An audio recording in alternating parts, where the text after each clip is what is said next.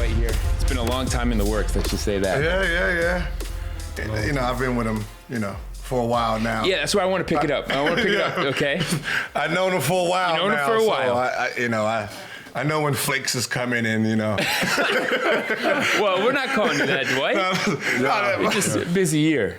No, yeah, your schedule. I mean, during the season, I knew it was going to be impossible. So you got to wait till he has like his whole meeting set up, and then you try to fit in right there. Because if you think you're just going to get him alone, you're like, Dwight, what's your side of the story? My side of the story is, it ain't my fault, man. I was trying to get here, man. I couldn't do it, but I'm here. Yeah, you're here now. You know what it is, That's LA? People come, they don't stay very long. It's like Vegas. You're a day or two, and you're out. Yeah, in and out. But I want to go back to the first time that you guys were on the same team. That first day, practice session or whatever. No. Technically, we was USA. Yeah, USA team together. Okay. And that's when I was like, man, I really like Gil, because I'm watching him destroy every player, that everybody talks about. The Kobe's, LeBron's, Carmelo's, killing these guys. But nobody wanted, to talk about how good he was. So I was like, man, I hate that. Like, I like him. I think he just as good as these other guys. And then he came back next season because we was in Korea. Yeah, it was in Korea. And they got rid of him and sent him home. Like, they could have told him at home that he wasn't going to make the team. I came all this way, man. All this way. Korea. You wasted my goddamn like, that's time. a long flight to tell somebody. Right. All right, that's it. Like, what? So I was upset about that myself, and I'm not even him. So I guess that's where the bond started. It's so funny. This is a funny story. I remember I don't know where we're trying to go, but it was like, yo, go get Dwight. So I'm knocking on Dwight's door like, yo, where you at? He has his laptop, and I guess that's when the shake dance came out. Yeah. He's sitting there in a full sweat, dancing, trying to get the dance right. And I'm like, yo, I thought I was the only one that did this. I was there. He like, they called me dancing. Yeah, I thought I was the only one who sat there and danced all day in the mirror trying to perfect that shit. And then when I seen Dwight do it, like full sweat, doing a lean with it, rock with it, yo. You're right. Because I used to do the clown walk and the crip walk in the bathroom in the mirror with the music on and just sit there for hours. Right, you experiment because you don't know if you actually pull that move off. You actually don't know if you're good enough to go to the club. So when you do eventually get there, you can pop it and feel. You want to make sure you're Yeah, my experience, I never actually pull it off. Yeah, I'm pretty sure you're not doing any dance. The sprinkler. Yeah, I still got that shopping cart. Yeah. The shopping cart. Remember that? You know that, right? No. Am I alone on this one? Shopping cart? That's a new white dance. Yeah, got it. No, it was white guys. We had that for a long time. Shopping cart. Shopping cart. Yeah. Shopping cart. Y'all named the dance called the shopping cart. I didn't name it. It was just out there. So that's with what you can go, So that's right? where we first, connected. And then from throughout this, season, just playing, we're both with Adidas, so we, in the summer you do our commercials and have the little bond there.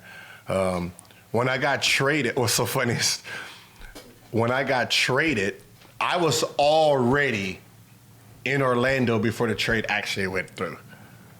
Yeah, he was. Like, what's that part of the story? Huh?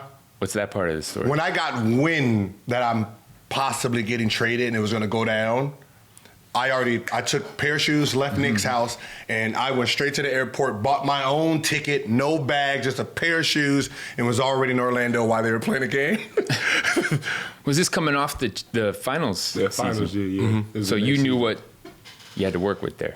Yeah. Like, cause then so many trades happened. It was like, okay, this is about to be phenomenal. Because that's the most talent I was around. Yeah. It was That's what I was thinking too. Yeah. I was like, man, they not finna stop this pick and roll. We finna have it rocking. Because the team that went to the finals, they broke up real quick, and you would have said like, why would we not just run it back? Yeah, I was upset about that. I was very upset because I thought we had a chance to win, and at the time it was like, well, we're gonna get better players, and so I was like, all right, but I was upset because I'm like, man, we just went to the finals, and we did have some old guys like Skip Tumalu, Anthony Johnson, Tony Battie, those guys. So I hated it, but then once we got Gil and everybody else, it was fun. It was a lot of fun. I know if you remember Brandon Bass. Yeah.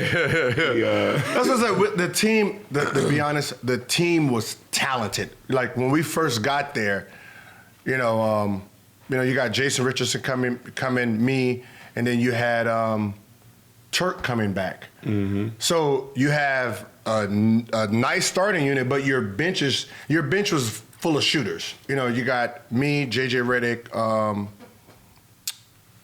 Ryan Anderson. So you have a group that's going to sit here and go out, go up and down. Quentin Richardson.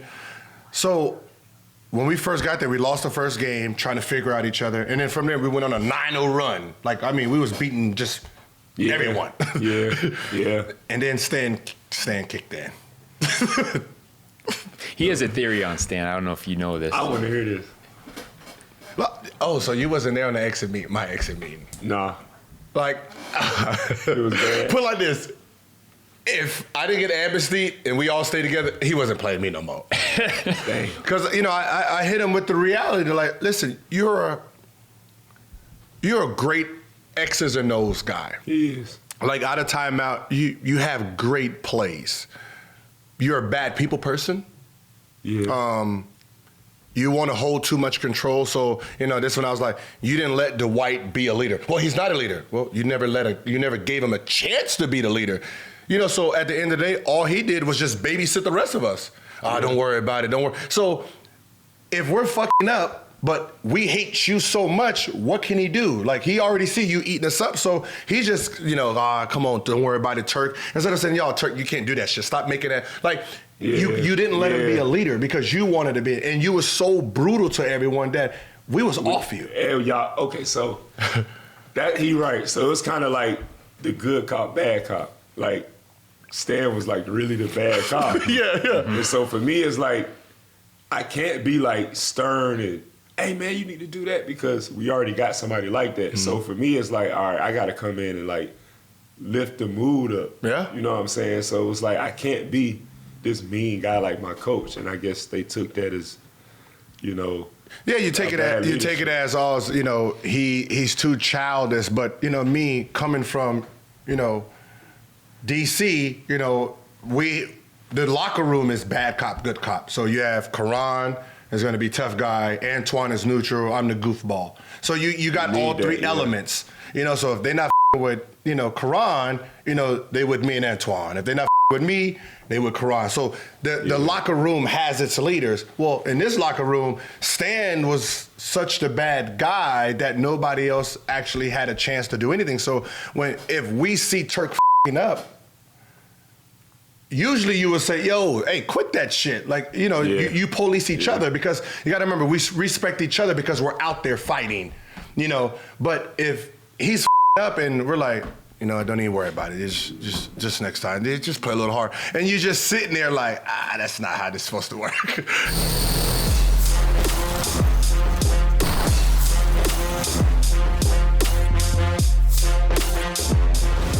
For a coach, that can also turn, it's a mutiny, right? It flipped the whole team and they could turn against you. But that's why you see he gets fired every few years. He's a builder coach. If you have a young team that needs direction. Yeah, he's good at that. He's good at that. Put discipline in him. I thought for our team, we was practicing way too long.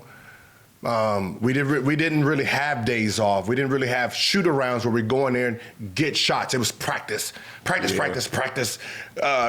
And going to the conference room, practice. This is, this wears down old players. And and mentally drain mess with you. Yeah, drain you a lot because you man, we need a break. We really trying, but it's so much. It's information overload. We knew everybody played, which was good. Some guys didn't even play. So it's why are we working on this dude's plays when he's never going to play? Who is it?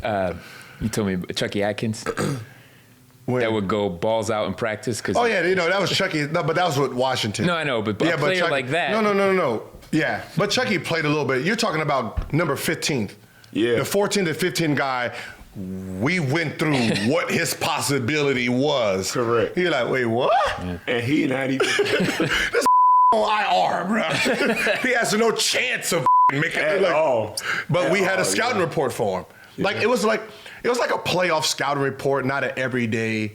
It was more college style than NBA style. Yeah. Yeah, and I think that is exactly what he is. Maybe more of a college coach to work with young players, push them, take them through the grind at all times. But as a pro, you said this before, you want a players coach.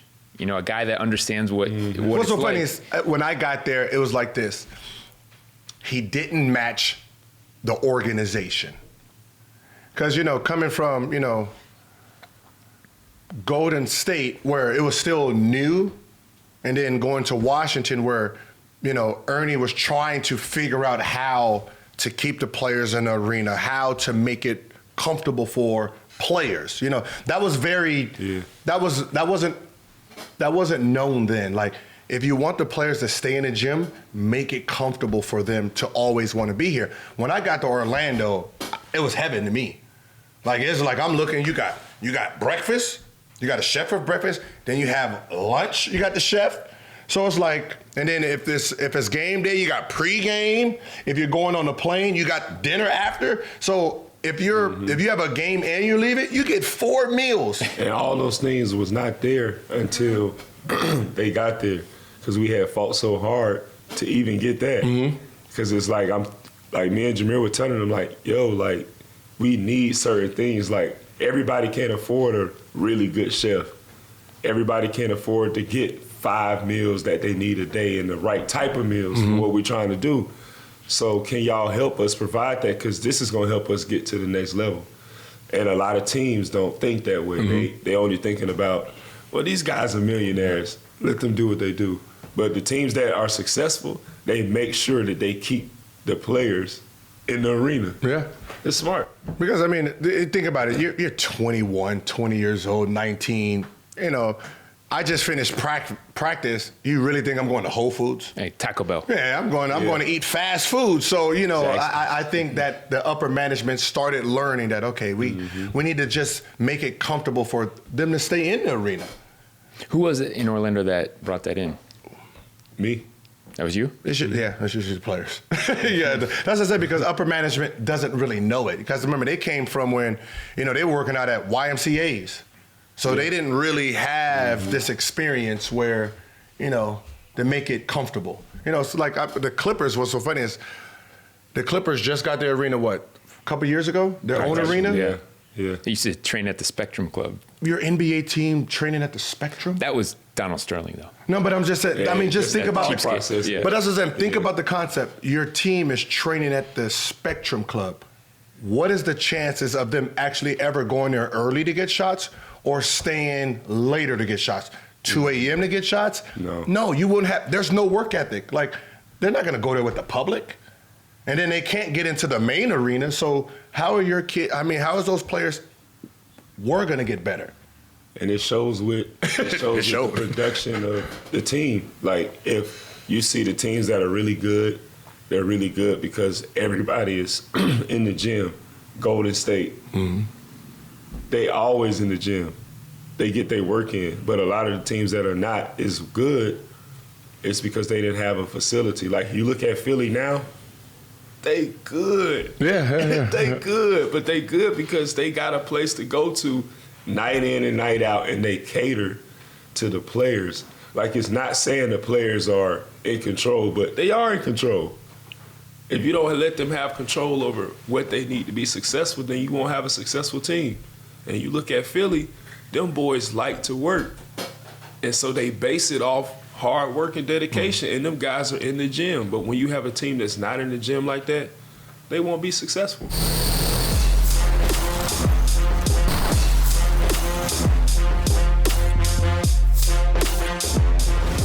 When we first got in the league, it was, as I said, it wasn't really, we didn't have a players' lounge. At all. It was just come in the gym, get your shots, and then we could out of here, get to my house. That was just the whole thing. And then, eventually, okay, got a player line, got a movie theater. You're like, I don't got one at home. Hey, you don't need to go home. Let me go ahead and sit here for a little bit. Plus, also, when you're 19, 20 years old and you're in a new city and you live there, it's not just college where you're on a campus and you're protected. You're like, man, I'm just a regular person by now. yourself. Right. And that's what I said. I don't think that's what organizations understood. The smart organizations probably understood that. We need to, make it kid friendly because we have more kids than we have adults. Because when I first got on the team, it was like, he got 5 kids. He married. He don't want to hang out with me. He don't want to hang out with me. So it's like, yo, Jay Rich got his family. Yo, Troy. He's at the strip club, so it's like, And then that's when you get in trouble. Because you bored. I promise you, when I was 7, when I first came in the league, I was 18, just turning 19. And I'm playing with Stacey Ogman, Grant Hill, Calvin Cato, all these guys that's way older than me. So it's like, I couldn't get into the strip club with them. Mm-hmm. What am I going to do for real? Go to Walmart? I don't know what to do. It's weird, you look back at it now and you're like, man, I was just so damn young. How did I get through that? It's so funny. If you look at the guys that comes in at a certain age, they still have the personality they had when they first came in. Because you got to remember, you don't grow. You don't grow. If I'm 18 and I came in and I'm a fun guy, you got to remember, when I get older, younger players are still coming in. So I'm relating more to them than a guy who's 36, 37. Yeah. So, at 24, if I come in at 18 and this guy's 27, I don't have a relationship with him. So the older we get, I still don't have one with him. So I just travel backwards. Yeah, that's how. Yeah, you just travel backwards to the guys who remind you of you. Like Benjamin Button, right? You ain't but that's just how it is. You just travel backwards because you never had the relationship with the older guy. And I think that's what people don't really see is when you're in high school, when you're coming up, you're a gym rat. If you're really good and you get to the NBA, it's because you lived in the gym. You didn't do, guys don't go to their prom and they don't hang out with friends on a Friday night. I have a tournament. I'm traveling. I'm in the gym. I'm up early getting shots up. And then when you get to college, same thing, really. I mean, a little bit more of the college life or whatever. You didn't have the college life, but so then you're still, when you're in the NBA, same thing. Not really. It's different. Until a certain point. Very different. The NBA, you have money. Yeah, I was gonna say that changes. So right. What ends up happening is you're sitting there and you're like, you have so much time and now so much money to try not to get in trouble. Yeah, so you got responsibility. I think in college you got an opportunity to make a mistake and be a kid. But you missed that whole gap from college to the NBA. You're going straight from high school. So now it's like you don't know what it's like to be a kid. You don't know what it's like to make a mistake. You got to grow up. And then you like, but I'm still 18. Yeah. Because I be thinking in my head, I be forgetting I'm 33. When you get old, I be like, dang, I am 33 years old, but I still... 33 is not that old. It's my 15th season. Yeah, coming in, when you got to remember, coming in so young. I forget you did come straight out of high school. So it's hard I still be thinking that I'm still coming out of high school. I hang with all the young guys. And it's just like I can relate to them because they're young, they don't know what to do, and it's just hard. You don't know what to. That's what I said. It's you literally don't grow. You're Peter Pan in a sense. You're literally Peter Pan in a sense. It's like LeBron. I guarantee if you get LeBron away from the cameras, he's still the same goofball he was. Yeah. Then he's just forced to be a certain way in the camera because at the end of the day, you don't really. Well, you have more responsibility. Iverson, the way he came in, the way he played, and the way he is now, it's the same person. That's what I said. The person doesn't change. When you step into that league, that's who you are mentally. But it can change you, for sure. Yeah, change it. You get wiser, older, but your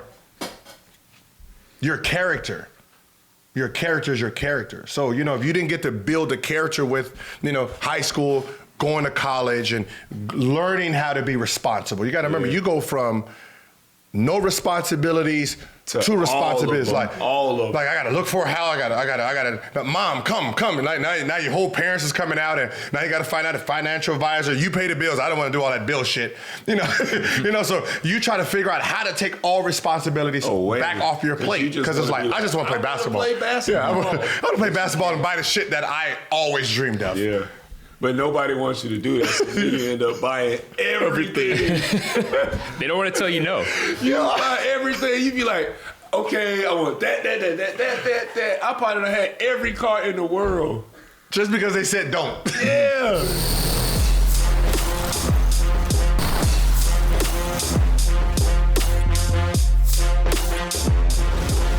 Part of that aging process for an athlete is like, when you're 18, 19 years old, you're the leader of a franchise, right? Franchise player. And then fans want you to take a picture with their 12-year-old kid. Like, shit, you're 6 years older than that kid. You're closer to the kid than the adult, but you're looked at as an adult. Yeah. Yeah. It's I think the problem usually is we get the money, we have our parents, but we don't want to listen. But we don't want to listen to them anymore because we the big fish now. Yeah. So you ain't telling me shit. You ain't telling me shit. I'm the millionaire in this family. Yeah. Close that goddamn refrigerator. I couldn't wait to say that line. Close that goddamn refrigerator. I couldn't wait to tell my dad, this is my house. Can't talk to me like that no more. We big in here. Uh-huh. And my dad was like, what you say? Yeah. I was like, nothing. It's my house, I'm just saying. But as I said, we dream of those, so it's like we get our money, it's like it's hard to go back to our parents and say, all right, help me along here. We don't even know if they know anything about money. They probably don't. So it's like one of those things where it's like, let me just pay somebody smart. And you're like, oh, whatever my mom wants, get it. Here's my, assistant, you can speak to him, and that's where the assistant's like, ooh. Right. So I'm the middleman? Yeah, Dwight need $100,000. He's going to the mall real quick. Yeah, go ahead and put it in my account. You start having shit like that. Yeah. It's like we're so detached. Like people are like, how do you not look at your accounts all the time? I'm playing. I'm trying to get better. I'm focused on basketball. Because that's what y'all told me to do. Yeah, like I'm sitting here working out 3 times a day, training. I got this. Like I don't have time to be looking at sheets of paper that I don't really know what the And then everybody tell you the same thing. Well, you gotta make time. And you like, okay, but I still gotta make time for this basketball that I'm playing, because if I don't, somebody else gonna come and try to take this spot. So you're not actually thinking like, all right, let me put on my businessman hat for 2 hours a day and straighten out all my stuff, because you're thinking, all right, I just came back home from this West Coast trip. I'm 19. I got to see this girl real quick. Mm-hmm. You thinking about everything else except how to take care of my money. You know what I'm saying? And you're not even understanding the real value of the money that you have. Because nobody's ever taught us, certain things like stocks and bonds and how to really invest your money, how to just keep your money, and how the fact that since we already making so much money, we could just take the money, put it in the bank, and let it grow that way. But we always taught coming in, hey man, if you take this about $500,000, I can turn this into a $1 billion company. The Instagram logo, 500 to 5,000. Like, really? Looking at it like, you know what? He might be right. It sounds good. Let me get him $500,000. The next thing you know, you out $500,000, which is really $1 million. Yeah.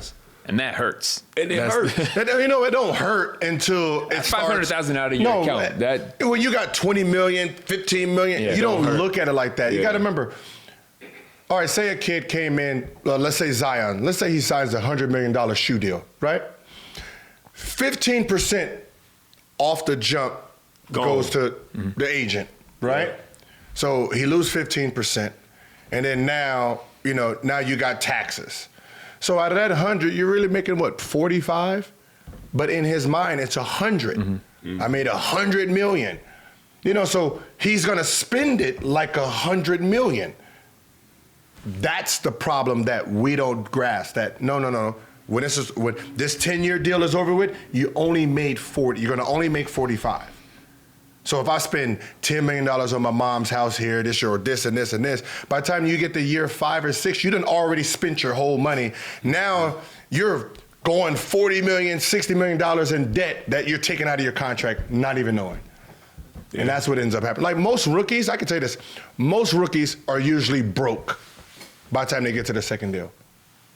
That's true. Because you got to remember, you got to buy, like what was your first deal? 12, I think. What did you buy first? Mom house? My mama house. Bought your mama house. So you buy your mom, did you buy it outright or did you have to get it financed? I bought it outright. Okay, so shit. That was like 800 racks. Right? Oh yeah, you're in Atlanta. Yeah, so you can. The LA market. Yeah. So like, think about it like, right? Like, okay, so like Zoe, right? He bought a $4 or $5 million house. So remember when he first got in the league, he don't have that check didn't come $5 million like that. Nah. So he has to get a loan. So he put $1 million down, get a loan for the other $4, pay that off. And then if he pays it off, or if he just paid $5,000 monthly, and then 8 years later he realized, oh shit, I owe $4 million on this house. Nah, I'm not going. Nah, we're gonna let this go in foreclosure or sell it. That's what ends up happening. But you buy your mom house and you got to get yourself something, buy her a new car, buy you a whip. You done ran through your first year money already. And you're probably not buying just one. Now you're already in year 2's money still on year 1. Just now you got to buy furniture, and then now you finally got yourself a house. So by the time your 4-5 years is up, you're like, "Ooh, where that new deal at? Ooh, let me get that new deal." And now everybody's not playing to necessarily win; they plan to get a new contract. So that's when you see selfish basketball. So it's kind of like all full circle. So I think the first thing you really got to do is understand what you're getting into, but you really can't understand it because you've never been there. Mm-hmm. And your parents never been. It's a whole new world for everybody. You know what I'm saying? I think the NBA has a lot of programs to try to help you, but it's something that you got to go through. It's like the rookie wall when you playing. You got to go through the wall, regardless of how you feel. No, I ain't going through no rookie wall. Mm-hmm. I'm in shape. You're going to hit the wall. It's the same thing when it comes to the financial stuff. You're going to have to figure out how to do this, but it's hard because you've never done it and you don't have time. And it's like, I would say the one thing about the NBA, it can distract you from just life itself. Because for so long, you're busy with a schedule. You got to wake up. You got to make sure you eat. Make sure you stretch and getting all your work in. Then you got a full day to work on that stuff. Then you got appearances. Then you got things. So it's like you can miss out on life itself because you're so busy with basketball, and you look back and you're like, dang, that happened? Yeah. Happened? But you don't remember it happening because you so caught up. You're moving so fast. You're moving so fast. Like the other day I was at my house and I was just looking at old pictures of myself from back in the day. And I was like, man, I don't even remember this person. I don't know who this person is. Because it seemed like it just happened so long ago. And it's just, life is just going by so fast. It never really slows down until you have like an injury. Mm-hmm. Yeah. And that kind of like make everything slow down. And now you in shell shock. Yeah. Like, what the is this? What do I do now? When did I say this? I do this. Like, what is that? You know what I'm saying? So it's very interesting.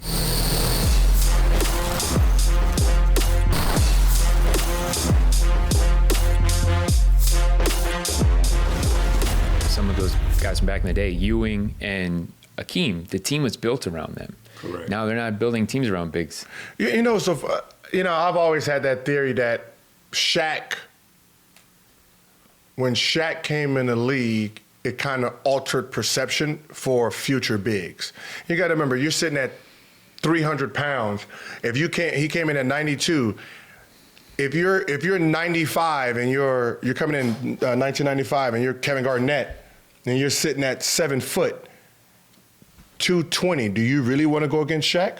Or are you going to look at that foreman who's 6'5"? Undersized foreman, they're brutes. I'll take my chances with them. So they're never going to try to score because they're just defensive players. They just want to enforcers. So I have a field day. So now you got Keith Van Horn. You got all these centers that came into the NBA as 4 men instead of 5 men. Well, also they saw Shaq and said, I don't want to go there. Yeah, but that's what I'm saying. So instead of being the future of 5s, they said, we're going to all go become 4s. So all the Dirk Nowinskis, the Tim Duncans, they all went 4 men instead of the 5. That's why the 4 men developed. And so really, quick. there was a run of bigs that didn't make it because they were trying to make, like, guy who popped into my head, Michael Owakandi. Yeah. Well, it's like, well, oh shit, you're yeah, big. but that's what they end up like, like to him too. It's like, hey, you came to the Clippers, so it's like you didn't even have a chance. But really, it was probably like, I mean, Yao.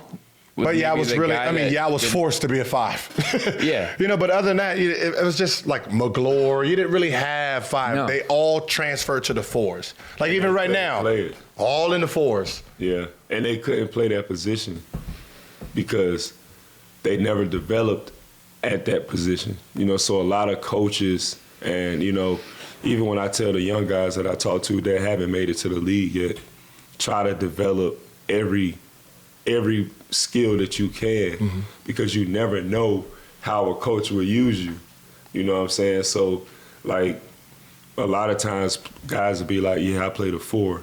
Well, don't play the 4. Play the 1, 2, 3, 4, and 5 because the coach you might not grow to be 6'8". Yeah. You know what I'm saying? So a lot of times in high school, a coach will have a center that's 6'4", and he'll suck at the next level because he been playing center his whole life, and he's 6'4". I always said it. That's how Zion was. He was damn near the center in high school. And now they got him playing what? Power 3? forward.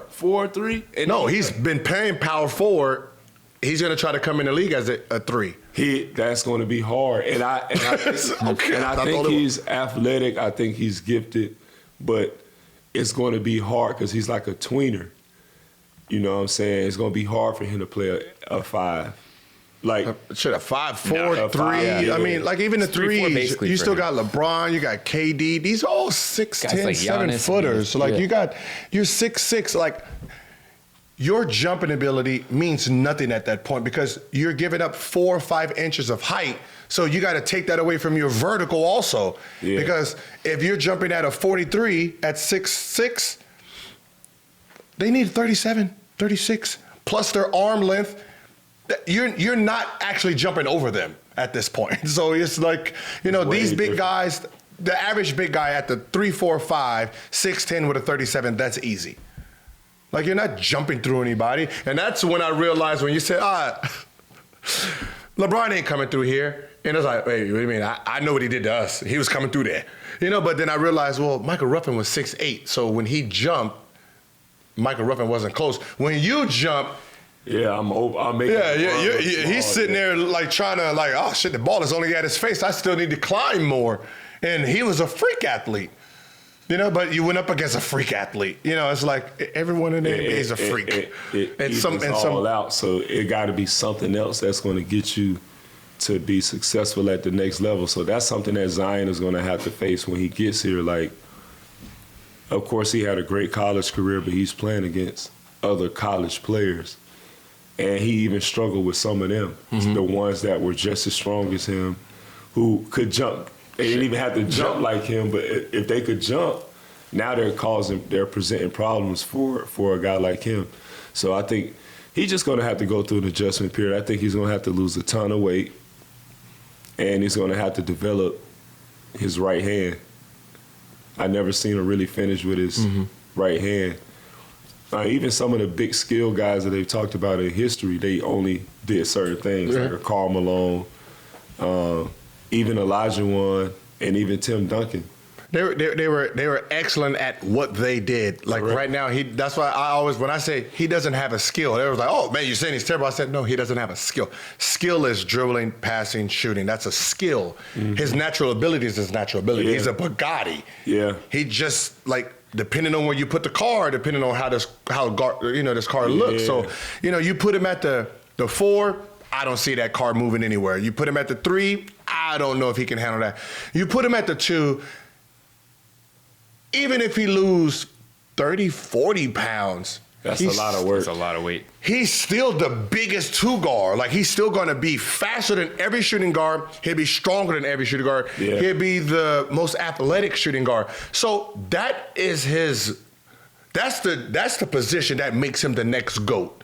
And 3 and 4, no chance. Yeah, I can see that at the 2. At the 2, like, I can see that. Oh, he can't shoot. Well, at this point, he don't really need to learn how to shoot. You got to remember, one dribble, he's going to be past Jimmy Butler and Klay Thompson, all these guys, just off of his explosiveness. So with the coming downhill, it'd be hard to stop him. It's like Westbrook. He's coming at you. It's really hard coming with that kind of power. If you think he's going to post up, like, and then I'm going to jump over you, that's never going to happen.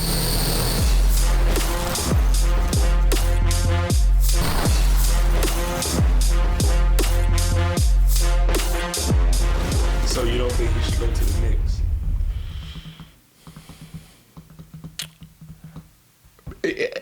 See, the Knicks don't have a dominant player. And he's not a dominant player. He's more like, I'm trying to figure out who he is in the NBA. So he's not a go-to guy. He's a cleanup man. He's more like, he's like Draymond Green in a sense, where I was thinking that. Where he just plays so hard that he's gonna make and get baskets and score, because he's gonna go to the offensive rebound. So to put him on a team where you're saying, all right, I'm gonna give you the ball 30 times a night, he doesn't have that skill yet. So put him in Phoenix. You have Devin Booker, who's the main go-to guy, and you have a big guy. You can play off those two and just roam. You can roam and play. I think that might be his best bet, going to a team like Phoenix. Yeah, you can roam better with because they can put you at the 3. They can put you at the 3 at that point, and you have a 5-man, you have a long 4, put you in a 3, and you can just figure that shit out. I would say that's the best bet, because they're going to make sure that for his body type, that they'll get him to that the right place he needs to be. That's probably the best fit for him. Phoenix right now. And also, you talk about New York. He can't be that main guy yet. He doesn't have that. He doesn't have that. It's really hard to do that. In New York too. In New York, yeah. Yeah, but I think he got a chance to be really good. But I was just talking to some young players the other day, and I was telling them that, if you want to be good at the next level, you're not, when you practice, when you train, when you play, you're not playing against them people on the court. You're playing against some people in the rafters. Mm-hmm. So that's how you gotta play. You gotta play with the mindset. Like when I'm playing, I'm thinking, how could I catch Wilt Chamberlain? Mm-hmm. I gotta do everything to catch and beat Wilt Chamberlain. That's my rival. That's the person that, even though that's my favorite player, that's the person that when I'm playing, I'm like, this is who I'm playing against every night. I'm playing against Shaq. I'm playing against Wilt Chamberlain, Kareem. Because if I'm thinking about playing against the people that's on my level, I might get bored. Mm-hmm. But them people, they already set in stone. So it's like, that's who I got to go against every night. And if I had that mindset, then I know that one day at the end, I could be where they at. See, and that comes from like it's like you're just tricking your mind, because I remember when I used to play against like guards, I'm like, Raymond Felton, not today. This about to be a cakewalk, and then he ends up outplaying you because you just took him for granted because he wasn't worth it, He averages 12 points, like, so if he had 12 points tonight, like 12, he done hit me for 30. Level. He done hit me for 30 because I just didn't take him serious. So it's like one of those things where, like, towards like when I started like really going, I just talk shit the whole time. Like, yo, busting your ass today. That's just you needed that fuel for yourself. I just had to fuel myself. Big games, it's automatically fuel. It's those little games where that person in your position ain't really good. And you got to fuel yourself to actually just compete. And these are all the things that you learned over the years through experience. We were talking about aging, and we'll get out on this. We've talked about aging in reverse. And if you knew that coming in, it would be a whole different ballgame. But I think if I knew that coming in, I wouldn't be who I am today. And I think that, a lot of times the situations that we've had happen before is like people say, do you regret it? And I don't think you should ever regret it because what you did in that moment is what you thought was going to be best. You know what I'm saying? So I think as a young player, you just got to come in with the mindset like, I want to be in the Raptors one day. I want my jersey up there. So this is how I'm going to treat every single moment. I can't worry about social media. I can't worry about what the fans are going to do. I'm trying to catch whoever that name is up there. You know what I'm saying? Because that's the only way you're going to end up being one of those names up there. So, I mean, if I was a young player, if I was to tell my younger self something, I would just really just say, everybody. That's how you got to play. Westbrook. You got to Westbrook it. I mean, that's... Nah, you're right. Like, that's... Like, look at Westbrook. Like, I was shocked. You know, he did a 20-20-20. Like, that's really impressive. Like I don't care what nobody... No, you're not going to be media, and you're not going to try to convince me that someone's patent stacks. It just doesn't make sense. Like, how... Like, oh, he's over-rebounding. Oh, so he's giving out too much effort. Is that so? Even if he is padding stats, he's padding good stats. It's like what? Like that's what I'm saying. Like what is padding stat? Like okay, trying to score 100, I get it. That's okay. That's padding stat. But assists and rebounds, like really? Like that's just like he's padding his block stats.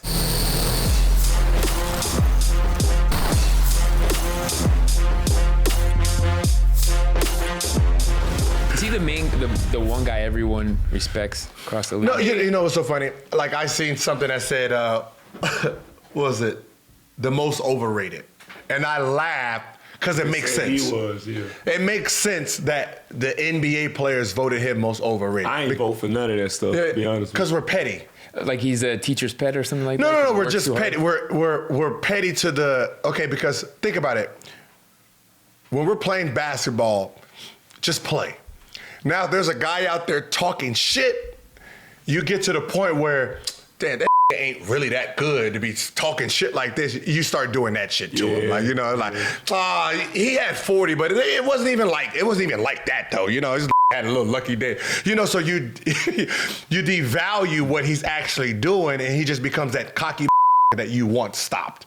Yeah. You know, so now it's like, he's like, someone's like, he's really overrated, averaging a triple-double. Like that's what we were like. Averaging for a third year in a row, averaging a triple. It's his mouth that you overrating. Like his mouth ain't worth what he's putting out, even though it's a triple double. But it's just you get it. He ain't. You know, it's 20 points. Yeah, 20 points. It's talking too much. I think a lot of guys got to change the way that they view each other. Like even though this is a competitive sport, it's nothing wrong with saying that somebody is good as hell. Like, I think that that's okay. I think that it shows humility, but it's also going to, at the end, it's going to make you play better, make you feel better about yourself. You know what I'm saying? But I think a lot of times we allow our egos or whatever we've had, whatever we've done to make us feel good about ourselves. Like, we don't want to pat nobody else on the back. Like, you know what I'm saying? So now it's like disrespect. It's kind of like in the streets, like, the OGs don't really respect the youngins, and the youngins don't respect the OGs, and it's never like because it's the OGs attack the youngins, so the youngins like, oh man, up there, right? So that's what I'm saying. It's like ego. It's like with Shaq. Like I'm okay with telling everybody Shaq good as a bitch. Like I'm okay with that. Like I don't have no problem with saying Shaq is good. I don't have no problem with saying every player that's in the NBA, I consider them as being good. Because they in the NBA. Because they are, right. You know what I'm saying? So it's no ego. But once we get to that point where we can be like, hey, man, I like him. He good. Then I think it'll make like when we compete, we going to compete harder. Because we know this person good. And so now we on the floor like, I can't let this dude that's really good bust my ass tonight. Deshaun Stevenson used to do that. Because like he was like, Kobe's my favorite player, but he's so good that I got to take the challenge every single time. You got to. Like I remember, like, yeah, I'm a guard him, just bullshit. I'm a guard Kobe. He's like, no, you're not. I got him. Like, whoo, I was just bullshitting. It comes down. That motherfucker would have had 100 against me. Really, right? It comes down to respect. You know? Yeah, it's just you got to it's respect your peers enough to understand their greatness. Like you just. That's one of those things. Like people ask me about, who you think is better, you, Dame, or Curry, and I always say, what age group? like before 25, I can say I was probably a little bit better than those guys. After that, I can't compete with them. That's just the shit they're doing. I wouldn't even think of. Hats off to them. Well, and they doing some stuff. Like you seen Dame pulled that shit. Like Damon is not the first play of the game, shot it for like 35 feet. Like what? And one person who I used to hate because he got me off I felt like he got me off the team, but James Harden. Like, you know what I'm saying? I used to be like, man, fuck James Harden, man. I'm supposed to be on the Rockets, kill him. But I'm like, man, this nigga's nice. This shit's good. Like, he really good. Like, regardless of how, I could have my personal feelings against him because things didn't work out, or even with Kobe, things didn't work out. But there's some good basketball players. Like, they really good, you know what I'm saying? And I'm happy, like, for James, like, he out there, like, 60, and he getting 15 assists, and he might get you 10 rebounds. So it's like, man, these guys doing their thing. Was your back still hurt then too? Was it still like trying to get the power back? My main thing was when I was in Houston, I was trying to get my confidence back. You know what I'm saying? Because after playing for the Lakers, it's like, man, I got hurt. And they made it seem like it was all my fault. So now in my mind, I'm thinking, I probably can't play no more. You know what I'm saying? So I remember one day me, Trevor, and a couple other guys, we was on YouTube looking at our old videos. You went through that phase? I was like, dang, I was doing this. Yeah, I did the same thing. I was like, dang, I was nice as hell. So it's like, I had to get through that phase, and then I had a bone bruise in my knee, so it was like, dang.